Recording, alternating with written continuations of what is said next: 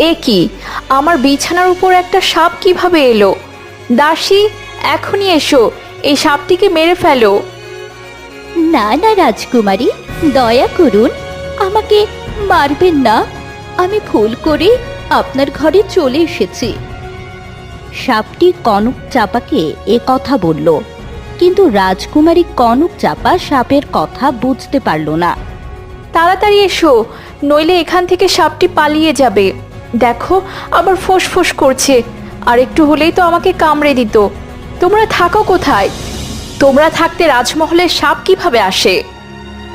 এ তো একটা বিশাল বড় সাপ। বিষধর সাপ আপনাকে কামড়ে দেয়নি তো রাজকুমারী? আপনি ঠিক আছেন তো? হ্যাঁ, আমি ঠিক আছি। সাপটি আমার কোনো ক্ষতি করতে পারেনি। আমি একটা কীটপতঙ্গ দেখতে পারি না, আর সেখানে আমার